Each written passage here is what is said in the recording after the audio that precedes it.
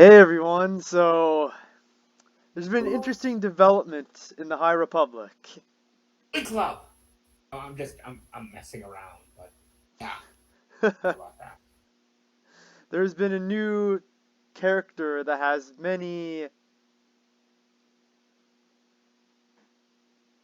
suppose you could say geographic layers, if you know what I mean. they might take him for granted. That's probably what's going to happen. They're going to take it for granted. We're of course referring to Geo, this Vintian character from Is the I name Race really into. Geode? I actually have some thoughts about that. It's clear Claudia Gray is mixing up her franchises, and it feels like something out of the original Star Trek because the real name would be incomprehensible, too long, kind of like Spock's original name. Yeah. Is how I hear it. So yeah, basically in the like I said, I haven't read any of the High Republic material yet. I plan to, but this is just from, some of the stuff that showed up in my notifications. Yeah, so basically there's a new character who is a sentient rock. Yes. And my first takeaway is this: it's like in a vacuum, this wouldn't be that bad. The Horta from the original Star Trek. That's Exactly. my As take. soon as people, or I saw the comment section and the videos of people talking about this. I know how you feel. People are just laughing at it and dismissing out of hand. Yeah, The it was Horta, Ryan Kinnell's video I watched. because to be honest, as Spock said, we're dealing with a silicone creature of the deep rocks, capable of moving through solid rock as easily as we move through the air. That could be pretty cool, but there's nothing distinctive about it. It's literally just a slab of rock. That's not very original. That's not unique. The Horde at least had a good Yeah, appearance. at least they could have given it like a better design than just making it like a gray slab of rock. Like that's what I I would have get what done. I get what Claudia Gray is trying to do. She's probably the same age to have grown up with Star Trek reruns, 1970. And I like TOS, and I think it still Yeah, could Star have done Trek is a lot great. better. I mean, La Horda still has an iconic following to this day. You know, And feels like they also just like having a rock as a character, a lot of people don't know this. This has been done before in Star Wars. Like a couple years ago, there was a comic. I am not kidding when I say this, where Yoda goes to a planet full of giant sentient mountains that are force sensitive. Giant but blue mountains. people are gonna bash Mount Sorrow. I Yeah, just don't which want it. people have I don't want. no longer have the right to complain about that. I just don't want to hear EU haters ever get on their high horse again. It's easy to use the high horse when you don't have to go it for the glue. And what else?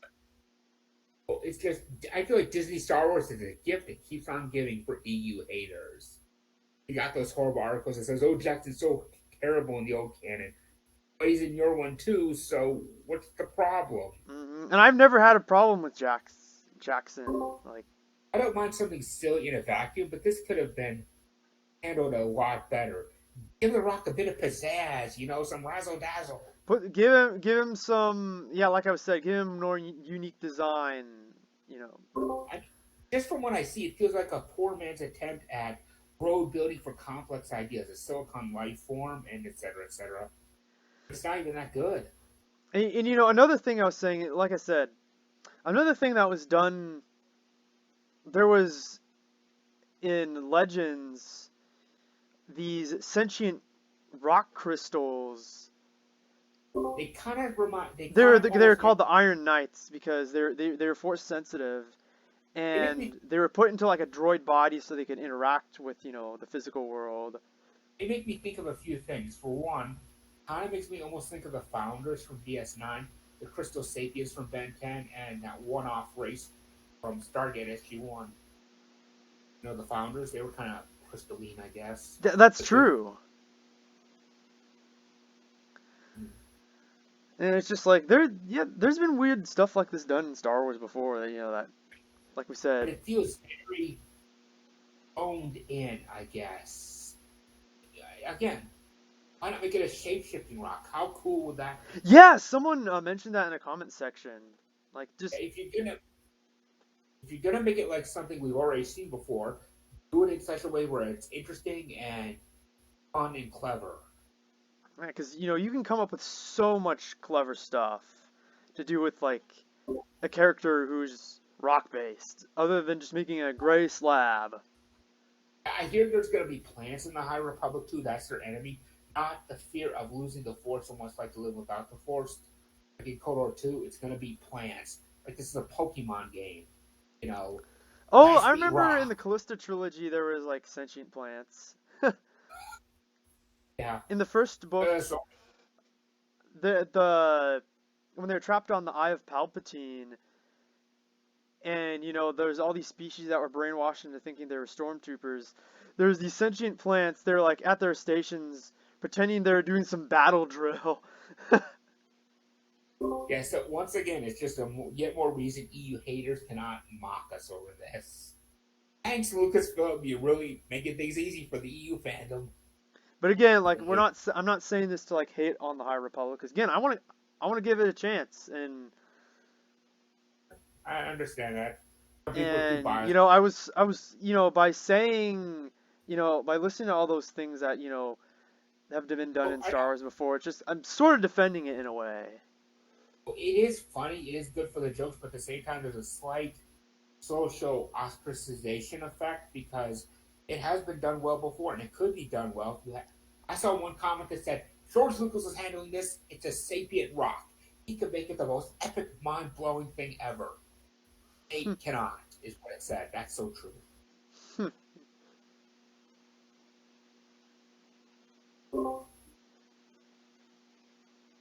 I mean, one thing about the High Republic that kind of, I guess, aggravates me a bit is all the mentions to the Old Republic era. You know, the war with Exar Kun, Mandalorian Wars, Jedi Civil War. I'm just like, you're just trying to convince people that Old Republic can exist in this timeline, and it It's like, can't. can't they just come up with their own original characters and conflicts? And they're just doing that because they don't want to lose their subscriber count. Because from some of the new comics I've read, they introduced this interesting like ancient Sith named like Lord Mammon, and he was like a Sith who was an artist and architect, and he was interesting. It's just like we need more stuff like that. And that's definitely an interesting idea. And when Kevin J. Anderson first wrote the Tales of the Jedi comics, it was just like very interesting because it's like several thousand years back. I don't get why they can't let someone do it for their new canon. Just because they want to confuse people into thinking Old Republic is part of both timeline. Yeah, since there's not much about the old Republic in the new canon, they could come up with so much new original stuff. But I think it's because deep. I think it's because deep down they know it's not going to be as good and they don't want to mess it up. and the thing is that they could do stuff that's just as good, like because like the new canon has so much potential. I feel like they came into this thinking, it's Star Wars, how hard could it be? They're going to love it just as much as the old stuff. And it's like they're surprised that we don't. There's pushback. Hmm.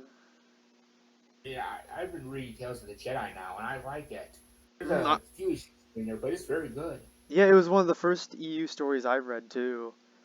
Golden Age of the Sith. I like Naga Sato. He's a very interesting Sith character who pioneered this whole expand and conquest philosophy for the Sith. Yeah, I remember, and it's been a few years since I've read that one, but didn't he use the two hyperspace explorers as an Having excuse Tori Baragon. to like expand and attack? Because they're like, yeah, this threat is here, so we need to go out. Make it look like it's a Republic invasion, so that he could frame the other Sith and Yeah, because I remember he like staged like something and well, he frees them. He makes it look like a Republic assault, and he takes out what's his name, Ludo Crush's forces, framing them into attacking. And where I left off, she's heading right back to the Republic. Her brother's left behind, but he has a tracking device on the ship. It's just so much good world building. It's just yeah. And I It remember makes me think. the aesthetic of the proto sabers looking really cool. Makes me think of what Ryan said. That these people do not care about canon continuity. They don't care about what came before. They broke it before. They'll break it again. Just, And I've seen that a lot, unfortunately. the tragedy is there's so many people there who would like to try something new, who would like to try and not be, who want to be artistic or who want to be artistic, even in an SJW way, but their bosses, that's not their marching orders. Yeah. Yeah.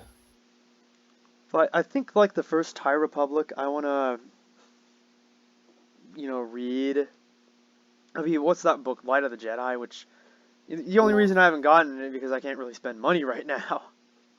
I mean, in all fairness, from what I hear, it sounds like it's better than, say, I guess the Crystal Star, but nowhere near the Darth Bane Thrawn trilogy levels. And I've read EU books that are kind of like been like that kind of quality, like not as good as like Bane trilogy, not as bad as Crystal Star, but Average to above average, I guess, or yeah. maybe a 7 8 instead of a 10. I take it you don't intend to read any of the comic books. I might read the comics too, because I've always been more of a visual person. Yeah, more of a What? visual person. Yeah, that would be. I can understand that. It's just for me. It's like it's weird seeing all these people who are not that hip deep into lore and debate discussions and battle boards talking about, oh, the Jedi are allowed to have one night stands, so they're going to brothels, and it's just like we've been making jokes and talking about Jedi celibacy and their discussion around it for 10 years now, 20 years. You guys are late to the party. Exactly.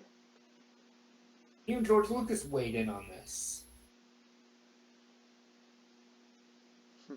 But it's kind of interesting how they had Yoda create that rule in the new canon.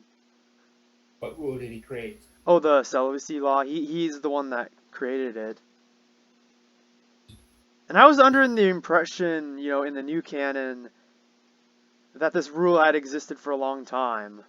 Oh, my impression from the Bane trilogy is it's just something that seeped into them at the height of Republic decadence. This is just like it paints Yoda as the most uptight alien who needs to get laid ever. I'm like, what are you thinking? I don't know. But I Maybe think people need to. Legend's explanation was a little bit better because, like, that rule started to come in sometime in between Tales of the Jedi and Knights of the Old Republic.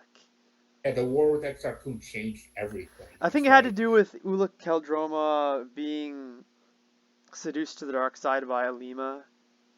yeah, by the first KOTOR, it's taboo. It's not outright outlawed, and yet it is by the time of the prequels, which is to show how far into decadence they've slipped. What's Remember funny is when KOTOR. that's one quote unquote contradiction that a lot of EU haters love to bring up, and I'm just like, simple. Rule didn't exist yet. I feel kind of mixed that Yoda's the one who introduced that. It's like, how would you even bother? I don't know, maybe you need to spend some time with Yaddle to work off some of that tension. I kid. Oh no. But it reminds me of something Kopek said. Now you talk like a Jedi. He sneered at the Academy Master. I forget his name. He says, and Cordis was his name, right? they prefer younger students, finding them malleable. In time, he said, they will refuse any that are not infants, and he called it. He called it. Yeah, what a way to predict the future. Now, it becomes easy to spot trends when you're high into dogmatism, and predictable behavior patterns never change. Yeah. I guarantee I could have done a lot better with this rock character. I mean, Same here. Like we said, there's so many ideas. And you're going to name it Geode? I mean, if you're going to be that derivative of past material, why not go all the way? Why not suddenly make it Geodude? Or spell it with like J or something instead of. Oh, it would be interesting to spell it like this. Geode, almost. Yeah, Jiode for those of you, because you won't be seeing my screen as I'm recording. And there's also this gay Han Solo character archetype, and I'm like, it's fine if you want your own gay It's character. like, You yeah, I want, don't care. Like, can't you be subtle, even a little bit, please? I mean, can we have more subtlety and not yeah, I heavy heard that his name was an anagram for that. is gay? I'm like, I just preferred back when it was we had gay characters in Legends and they were more believable. Hmm. That were they focused on, the Yeah. personalities rather than, their sexuality. This just got me thinking. They want pure PC themes, disabled empowerment and feminist archetypes. It was even more reason to keep the EU because Tenno Ka, she's literally like a proud warrior woman who is also disabled Hmm. and can be capable despite that. It would make so much sense, and yet they're not going to do that. And She only has like we've been saying, it's not the politics that are themselves that are the problem. it's hip to poor writing, It's very the poor, how it's told and it being heavy-handed. Like, very sloppy execution, very bad. I mean, yeah.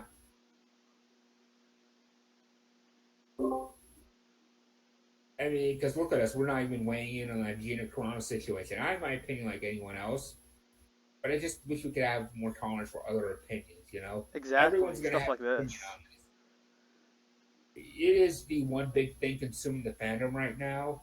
And like, people should at least fight for what they believe in on this, but I think we're not going to touch on. Yeah, because I'd rather just focus on Star Wars than stupid drama. Because I have a past history of so much drama in the fandom, and I want to try and be Yeah, more positive. because it could get out of hand, or it has the potential to. I mean, we saw that with the prequels backlash and all sorts of other stuff. Yep. One other thing I'd like to mention about this rock character, it feels like they attached the Vulcan Ponfar to it. No, literally, there's the mating smell every 9 years. Oh, really? Is that a Replace it with thing? 7 years. Yeah, it really makes me think of the Vulcans. Every 7 years, they have to do that. It's like, why couldn't have they made it like every like 100 years? Because it's a rock. You'd think it'd be really ancient. When I think a character like this, if they were to hand me just a rock, I'd say, okay, how does it work in this universe? How does this work? How does that work? And you start laying out little maps, little details, and putting down charts. And that should be what creativity is. That's how you world build. And I don't see that from Claudia Gray. Hmm.